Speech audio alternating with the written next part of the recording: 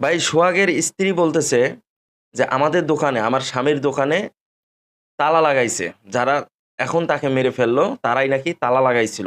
এর আগে একটা গ্যাঞ্জাম হয়েছিল। সোহাগের দোকানে তিনি ভাঙ্গারি বেচা কিনা করে। তো এই ভাঙ্গারিতে অনেক লাভ হয়তোবা, এখন হয়তোবা জিনিসটা বেশি জানাজানি হয়ে যাবে। তবে এই ভাঙ্গারি ব্যবসায় মনে হয় যে অনেক লাভ। তো এই সোহাগের সাথে তারা এর আগেও তাদের বনিবনা হচ্ছিল না, বিশেষ করে। তো বনিবনা হচ্ছিল না এবং সোহাগের কাছ থেকে যারা সোহাগকে দুনিয়া থেকে বিদায় করে দিল, তারাই নাকি সোহাগের কাছ থেকে ২,০০,০০০ টাকা চাইছিল যে, "আমাকে ২,০০,০০০ টাকা দাও আর তুমি ভালো করে ব্যবসাটা করো। আর আমাদেরকে যদি তুমি ২,০০,০০০ টাকা না দাও তাহলে কিন্তু ভাই তুমি ব্যবসা করতে পারবা না।" তো সোহাগের কথা হচ্ছে, "আমি ব্যবসা করতেছি, তোমাদেরকে টাকা কেন দেব? তোমাদেরকে টাকা কেন দেব? তোমাদেরকে টাকা দেওয়ার কোনো প্রশ্নই আসে না।" তখন ওই ব্যক্তিরা আরো চেতে যায়, "কিরে ও আমাদেরকে টাকা দেবে না? ও আমাদেরকে টাকা দেবে না?" তখন তারা চাঁদা দাবি করে যে, "আমাদেরকে চাঁদা হিসাবে তুমি দাও।" সোহাগের বউ যেটা বলতেছে যে, মাসে ২,০০,০০০ টাকা করে চাইছিল তারা, তার এই ব্যবসাটা থেকে। এবং এর আগেও গ্যাঞ্জাম হয়েছিল এবং সেই গ্যাঞ্জাম হওয়ার পর সোহাগের দোকানে তালা লাগাইছে। সোহাগের কলার ধরে তাকে টেনে বের করে নিয়ে গেছে। তার ছেলে বলছিল, সোহাগের ছেলে। এই ঘটনাগুলো এর আগেও হয়েছিল। কিন্তু এই যে গত বুধবার যে ঘটনাটি ঘটলো, এটা আসলেই খুবই দুঃখজনক। এটা আসলেই খুবই মর্মাহত, যেখানে সারা বাংলাদেশের মানুষ আসলে চোখের পানি ফেলতেছে ভাই, যে আসলে এরকম একটা ঘটনা কিভাবে ঘটতে পারে? আসলে এটা আসলে এখন মেনে নেওয়া যাচ্ছে না। তারা চাইলে আসলে তার একটা হাত, তার একটা পা ভেঙে দিত।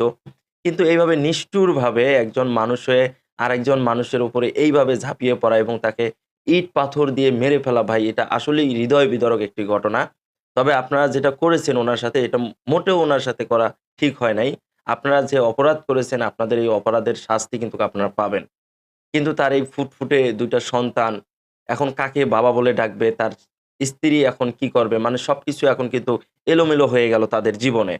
তবে সোহাগের স্ত্রী আরো কিছু বেশ কথা বলেছে, যেগুলো কথা আসলে না বললেই নয়। সোহাগের স্ত্রী বলেছে যে, "আমার সন্তান স্কুলে লেখাপড়া করতেছে, তাদের ভবিষ্যৎ দেখতে হবে, তাদেরকে বিয়ে-শাদী দিতে হবে। এই যে এতগুলো ঝামেলা, এখন এগুলো কে দেখবে? এতদিন তো সোহাগ ছিল। এতদিন সোহাগই সবকিছু দেখেছে। সবকিছু ঠিকঠাক মতো চালিয়ে নিয়ে এসেছে। এই পরিবারের পাশে এখন কে দাঁড়াবে?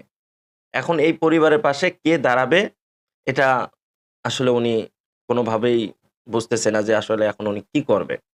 সোহাগের মারা যাওয়ার পর আমরা জানি যে মারা যাওয়ার পর সোহাগের দেহটা আসলে তার দেশের বাড়িতে জানাজার নামাজ শেষ করে তাকে মাটি দেওয়া হয়। তবে আসলেই খুবই দুঃখজনক এই ঘটনা। যারা করেছে তাদের যেন দৃষ্টান্তমূলক শাস্তি হয়, যাতে এই ধরনের ঘটনা আসলে আর কেউ না করে। এগুলো দেখতেও খুব খারাপ লাগে। আমরা শুনলাম আবার যে সোহাগের বাসায় নাকি তার এই হত্যাকারীরা খাওয়া-দাওয়া করতো।